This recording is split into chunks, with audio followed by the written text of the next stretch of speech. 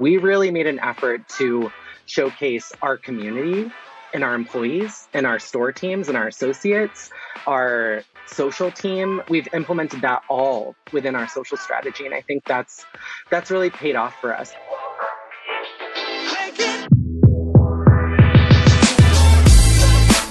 You're listening to Retail Remix, your inside access to candid conversations with the people shaping retail's future.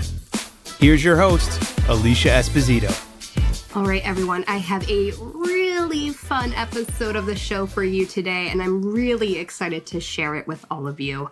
Full disclosure, I have been a fan of PacSun's since I was a preteen, as a consumer, and now as someone who is studying retail, reporting on retail, and chatting with retail executives.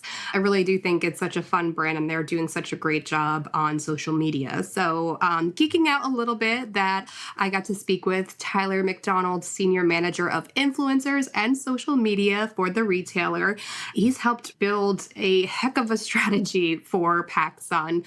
They are doing a lot of experimenting with not just social media, new platforms like TikTok, of course, Instagram being a core part of their strategy, but also influencers, and even like the metaverse and virtual influencers. It's just such a fast evolving space.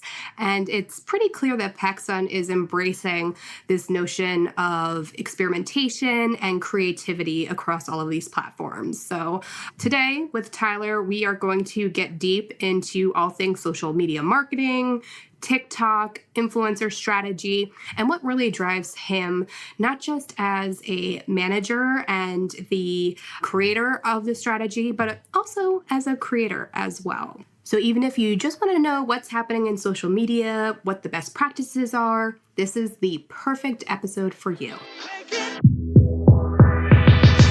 Tyler, thanks so much for being on the show. It is great to meet you. Thank you so much for having me. I'm excited to be here. Yeah, and I have to say, I was looking through our archive and we have yet to have a true social media professional on the show. So we've had a few like high-level experts, but someone who's doing the work every day. So very excited to have you. So let's start with your background because it is all about social. So we have the right guy. We have the right guy on the show today.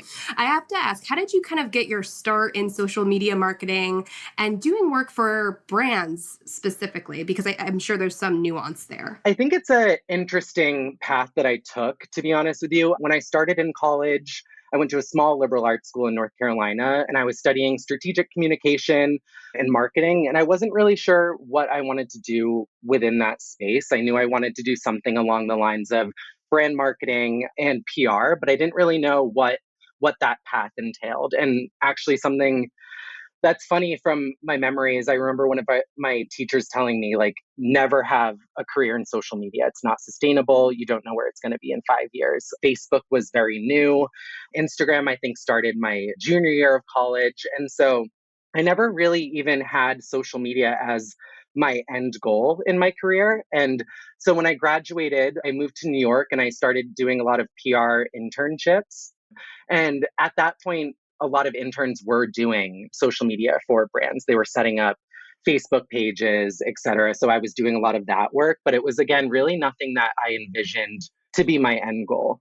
And after a year of internships in New York, I had moved to California because I knew I always wanted to be in LA and I just kind of wanted to settle there. I felt like I was losing time in New York.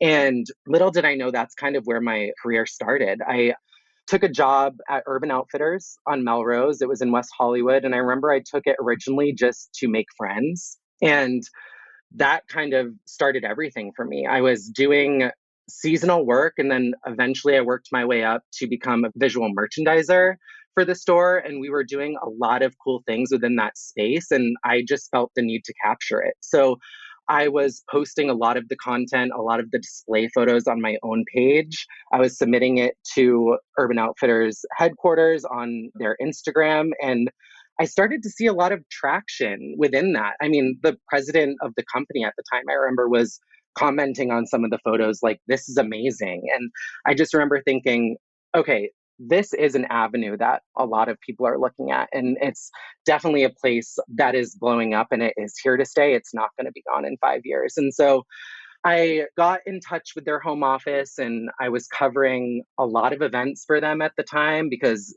Instagram stories and Snapchat started to be new. And it was so new where they didn't really feel the need to fly people out to LA because they're based in Philadelphia. And so I was helping cover events there. And then eventually they offered me a job to work full time for them to develop a brand voice on Snapchat and Instagram stories in a way that was a lot less polished than I think what currently existed in that space, which was a lot more commercial and editorial. And so I think my time there was really focused on developing a voice for the brand in a raw and organic way on social media. And I learned a lot there, and that was really great. They were located in Philadelphia. Like I said, I was there for about 2 years. And then I kind of just wanted to head back to LA, and I saw a great opportunity at PacSun and was first social media manager. And I kind of took it with open arms. And 3 years later, here I am now. Yeah, it's really interesting to hear the evolution. I mean, obviously, I think our timelines are relatively similar from a college perspective because social media was still such a new discipline in context of like broader marketing and PR conversations. But I wonder what your professor would say about influencers. But I know.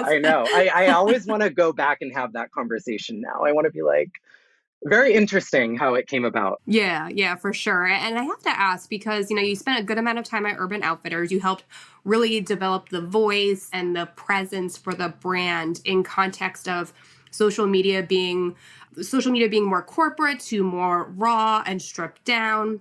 And then you moved to PacSun, probably a bit of similarities in terms of audience, but very different vibes, in my opinion. So you've been at PacSun for a while now. So I'm curious, what has resonated with you about the brand and the work that you're doing, especially because you probably have to have such an intimate connection with the brand in order to be good at your job? No, absolutely. I think what's resonated with me most about working at PacSun is just how, as a brand, we continue to excite and integrate ourselves into youth culture.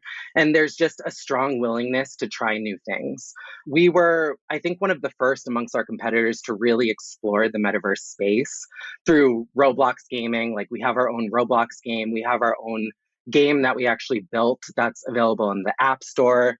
We have monthly NFT drops, and even our recent partnership with virtual influencer Michaela. I think it's just a strong example of how we really go all in our marketing. Last spring, actually, we turned Emma Chamberlain into an avatar in our spring campaign. And I think that was just like super exciting and just really out there. And I think no matter what, we really make an effort to meet our consumer in spaces where they're naturally activating and explore alongside them in a raw and organic way. Like, we're building games within Roblox, we're doing weekly live streams, and then sometimes even more importantly, we're putting out statements around social causes that are important to Gen Z. And in return, they're important to us as a brand. So I have to say that point around the virtual influencers and like how, I guess, the brand experience is transforming so rapidly, and like brands just like need to be able to test things. So quick follow-up question, I guess, for you there, Tyler. How would you describe the culture of PacSun as far as having the creative freedom and I guess the power to test all these different things? Because there are so many different apps, like Be Real is like the new thing. So how much credence do you have to bring new ideas to the broader team, to leadership, to kind of test all of these different things? Yeah, I think kind of similar to my previous answer, I love working at PacSun because there's a strong willingness to like learn.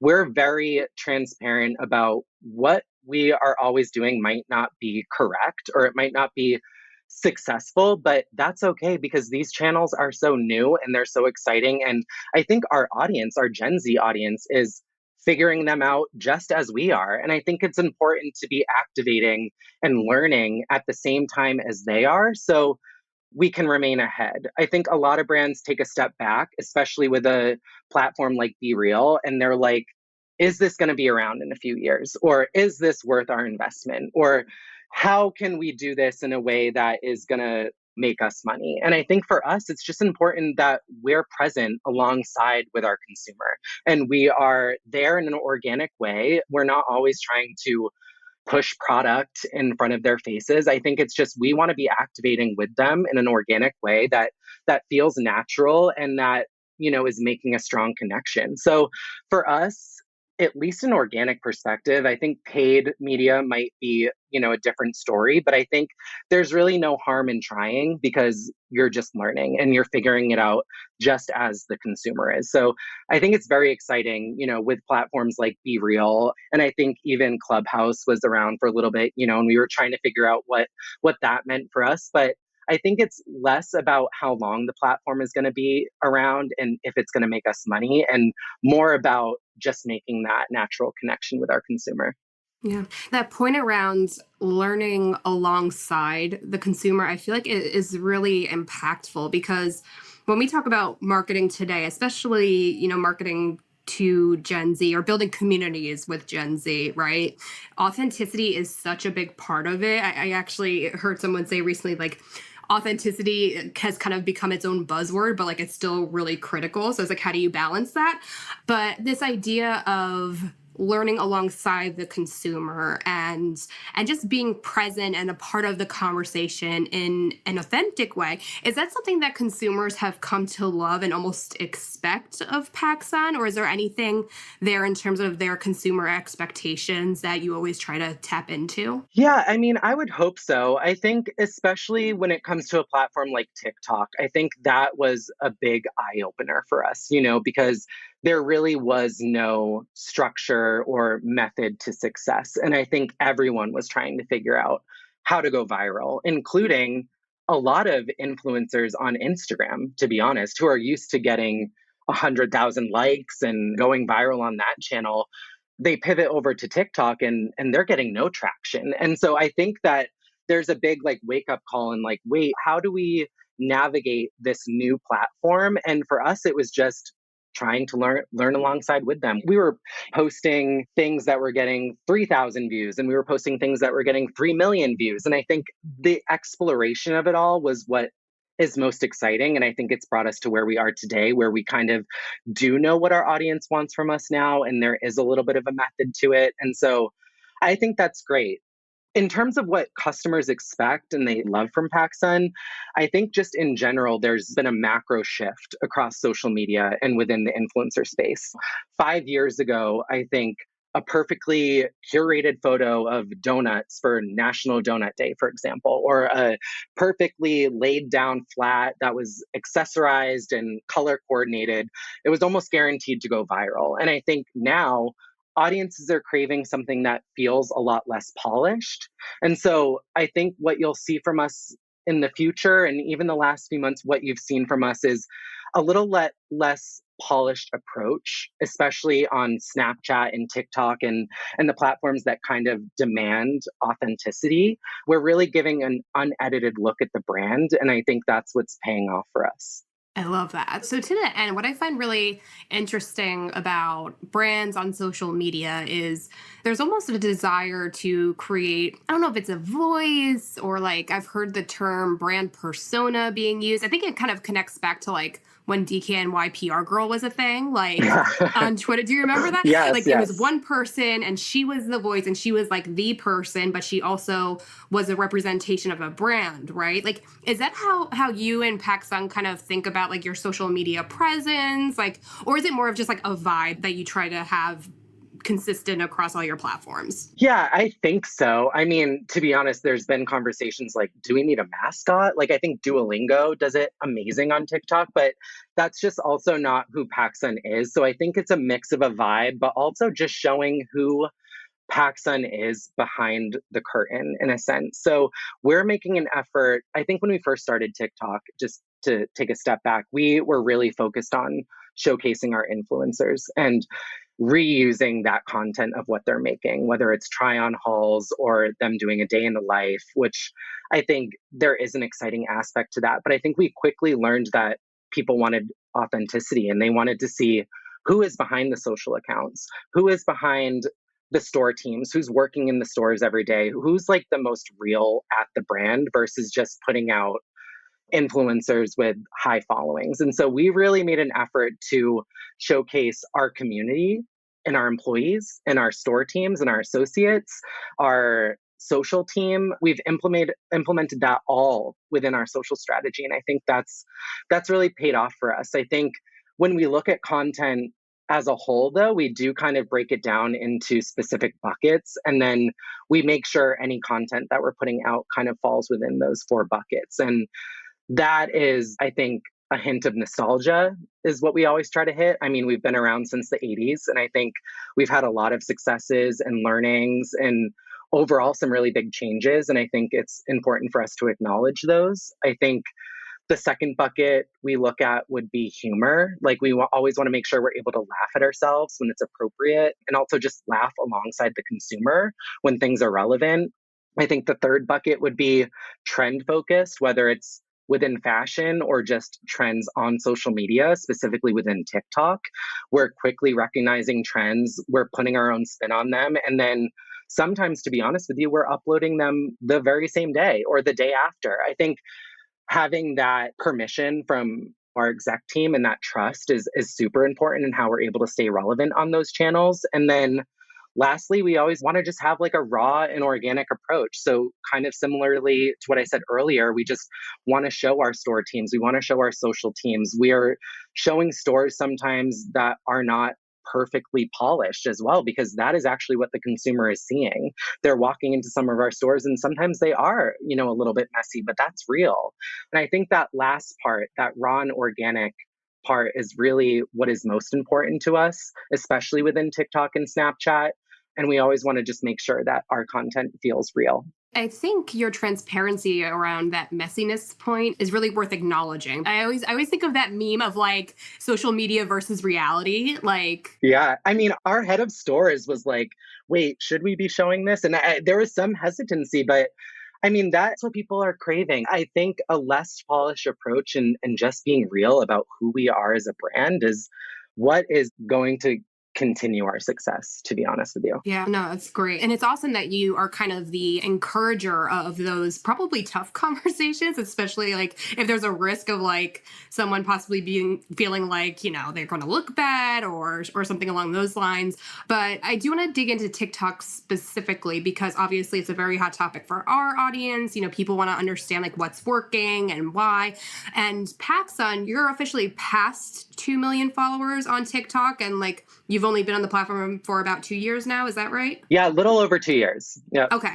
All right. So you had those pillars that you shared, which I really appreciate, and I'm sure our listeners do too. But how do you balance like those core pillars that are central to the overarching strategy with what makes TikTok very unique and why, Gen Z in particular loves to spend so much time there, like that creative angle and like the music and the silliness? Like, how do you kind of strike all of those balances in order to maximize those results? Yeah, I mean, it's interesting because I think we are just so hyper focused on youth culture and Gen Z that I think whatever the key values and capabilities of TikTok are then in return like the key values of PacSun, right? Because we want to make sure that we are as authentic to the Gen Z brand as possible. And so I think if it's being super raw, being super open, hopping on some silly trends, like that is ultimately what PacSun is all about. So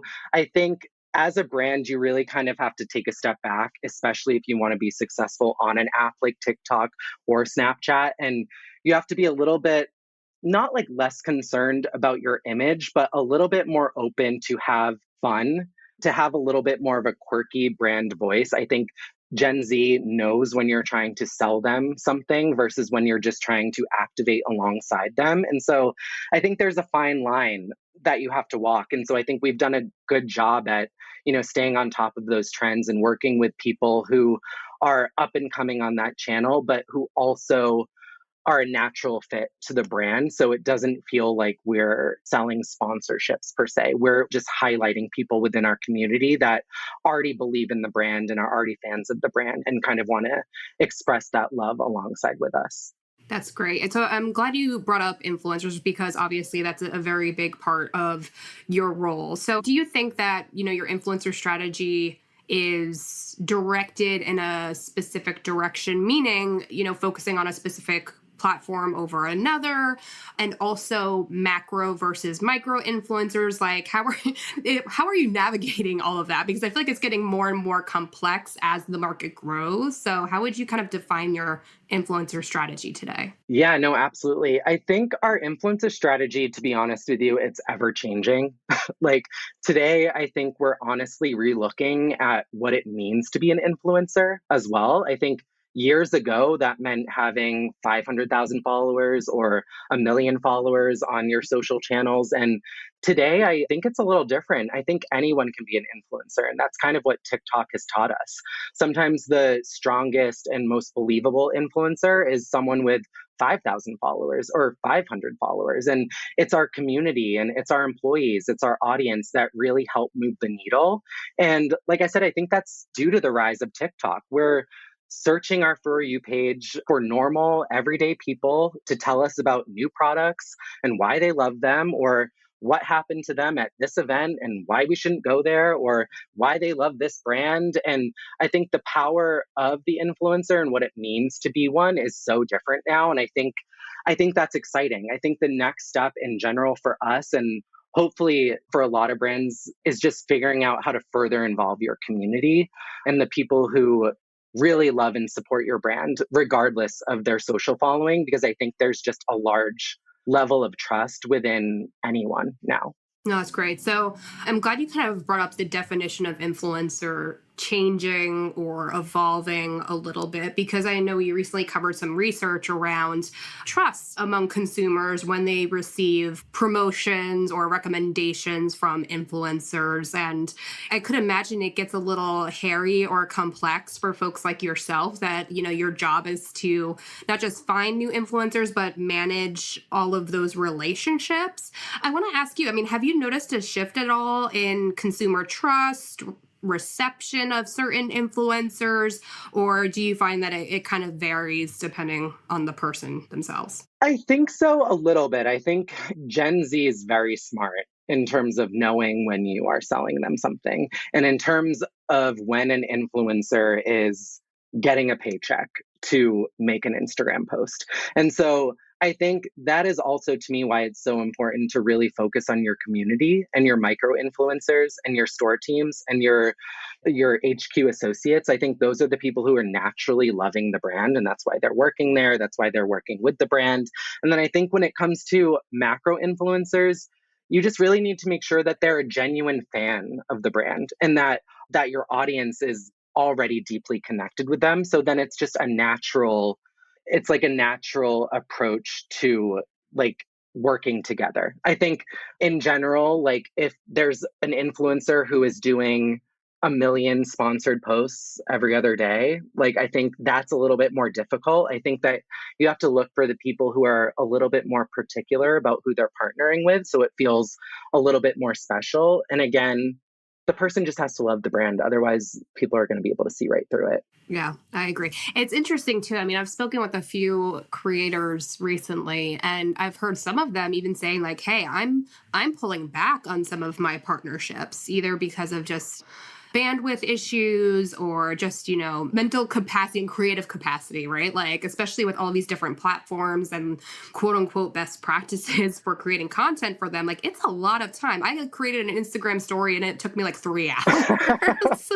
People would be surprised. We were in the office the other day and I was training some of our team to shoot a flat, like just a flat lay of product. And it took us probably like a half hour. And I remember someone looking at us and being like, "There's so much that goes into this." And I'm like, yes, there is a method to the madness, believe it or not. But also the goal is to make it look like there's not.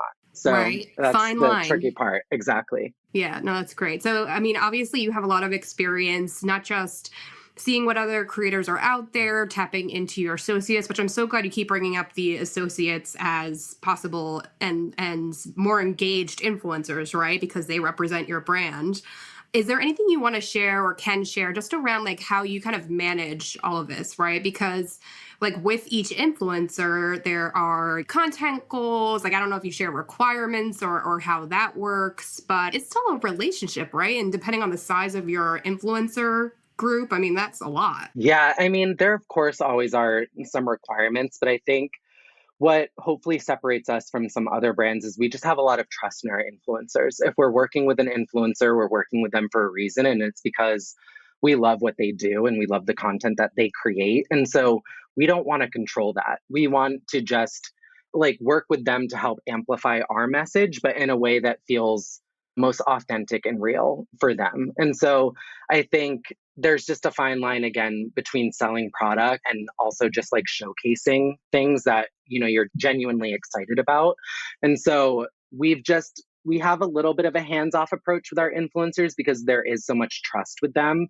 And then with our store associates, it's kind of the same thing. I mean, we've set up a program where we work with our store associates on a monthly basis, and we kind of provide them an overall halo of like inspo in terms of like this month, like we really want to talk about denim or we want to talk about new arrivals. And then we kind of just give them the go in terms of like how they want to showcase that. And it's been a really rewarding program because we've been able to see just a wide range of content come in, and the excitement level around that has been so rewarding. And so I think there's definitely, again, we're learning kind of every day in terms of what works. But yeah, I mean, I think just having trust in your creators is definitely the first and major goal to have.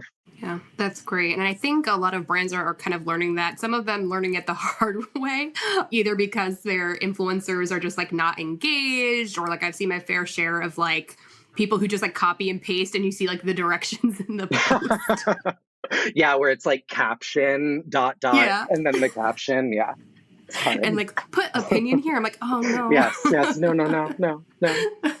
We just give hashtags, to be honest with you. And then obviously we'll want to approve the product ahead of time, but it's a very fairly easy approval process because if we're working with you, we love what you do. That's amazing. I think creating this environment of trust and creative freedom, I mean, I think that's really important. And it seems like that creativity and that eagerness to test, learn, and then, you know, improve over time is really central to a lot of the work you're doing. So I have to ask, I mean, you know, you've been in this role for a while now. Have there been any proud moments or wins that you consider kind of like the gold star of your experience with PacSun thus far? Yeah, I mean, there's a lot. So that's really hard to answer. I think hitting 2 million on TikTok is definitely one of my proudest moments. I remember a little over 2 years ago sitting down with our president and being like, this is going to be really hard, to be honest with you. Like, I don't know how we're going to do this, but we will do it. And I think keeping the team hyper focused on trends and making sure we're working with the right people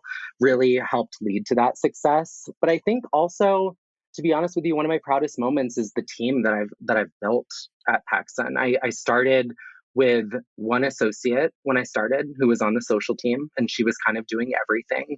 And I really worked with the executive team to really build up this team. And we have a team of 5 now on the social team, which I think is pretty big compared to most brands. And we are stretched across TikTok, on Snapchat, on Discord, on YouTube. We kind of are touching every point. And our influencer team, they're amazing. They're so strong and they're really ahead of the curve. And I think just being able to build that team up and see what they've been able to accomplish. I mean, I wouldn't be here today if it wasn't for them. And so that's definitely a really proud moment of mine. And I'm excited to continue to build that team, especially as new platforms come to life and just new experiences kind of hit us. So I think really exciting to see and definitely one of my proudest moments. Amazing.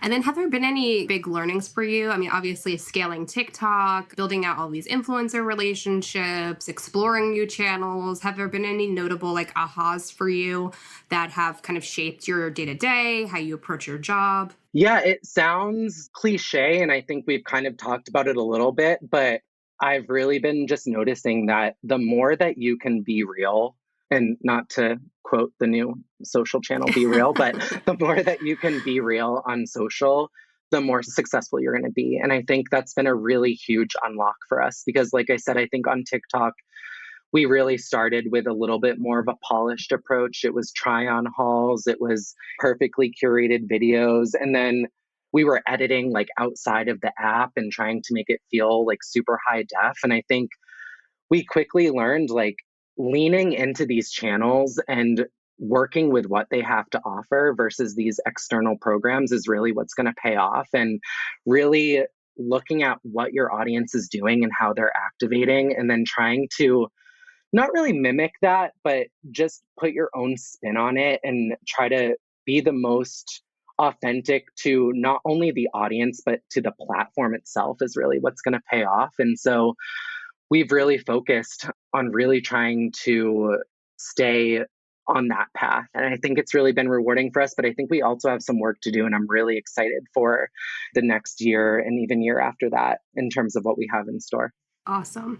And then quick follow-up, I guess maybe adjacent question to that. I mean, I'm not sure if this is the case, but I'm thinking some people listening right now, whether they're in marketing or social media specifically, driving the team, I could imagine that some leadership teams are still hesitant to give up the creative reins, so to speak, of the brand when it comes to social media. Do you have any closing words of advice, recommendations for the pros listening now that want to do all this, want to implement this approach to testing and, being more creative, pushing limits, but either feel inhibited or are prevented from pushing those limits? Have you had to navigate that, or do you have any recommendations to kind of help them drive the conversations and be more productive there? Yeah, no, absolutely. And I think it is really difficult, to be honest, at a lot of brands. And I have a lot of friends at various brands where they do feel a little bit prohibited. And that is where I kind of do feel really blessed at PacSun, because our president, I work very closely with her, and our CEO and our exec team. There is a lot of trust within us, but I do think it did take a little bit to get there too. I think it's a lot of competitive analysis that we've had to do, and showing how other brands are activating and doing it right, and kind of what they're getting from that in terms of views and likes and impressions, and how it's been rewarding for them, and really sitting down and having a real conversation in terms of what are the goals on this channel and how we can meet those goals in a real way. And so I think if it's follower growth or it's wanting to increase views, I think then it's a matter of looking at who's doing that the right way and trying to mimic that strategy. And so it is a little bit scary. I think a lot of executive teams, especially when it comes to TikTok, are what the heck is this trend? What are you posting? Or what is this audio? I don't understand it. But I think, gaining that trust, baby steps, starting small and then showing those successes and then trying to continue that. And again, just gain the trust is kind of how you're going to win big. Awesome. So Tyler, you made note of some of the work and priorities for you moving forward, but is there anything that you're looking into, working on, that you are most excited about that you can share with us? I think I can't share too much, but I'm very excited for how our influencer strategy is continuing to grow and also expand and change. I think community gifting, community involvement, even working more closely with our store teams, it's really going to be an exciting next year or two with involving our community and really making sure that they're kind of the face of our brand and they are our influencers. So I'm really excited about what's to come for sure. You'll just have to kind of stay tuned. There you go. So if you're not following PacSun yet, maybe Give you us a should. follow. Tyler, this has been such a pleasure. I always love hearing straight from the folks who are doing the work every day, who are shaping the strategy. And you really shared a lot of thoughtful insights and I think lessons with our audience. So thank you again so much for taking the time out to speak with me today. Thank you so much for having me. This was amazing. I really appreciate it. And to all of you, hope you got some valuable tidbits listening to this conversation with Tyler. If you have any follow-up questions or key takeaways you want to share with us, or simply want to chat with fellow social media executives and experts, we'll be sure to tag Tyler in our social posts on Twitter and on LinkedIn. That way there's a direct line of communication there and we can keep the conversation going. And if you have any feedback for us on this or any other episode of Retail Remix, we would love to hear from you. Just go to your preferred podcast player. We are on Apple Podcasts, Spotify, Stitcher, frankly, anywhere else. We are likely there. Give us your feedback. We want to hear what you liked, what you didn't like, how we can improve, so we can make this a valuable series for all of you. And most of all, subscribe if you haven't already. Be sure to get the latest and greatest conversations delivered right to your device. That's it for us, everyone. Thanks again so much to you, Tyler, and thanks to all of you for listening. Take care.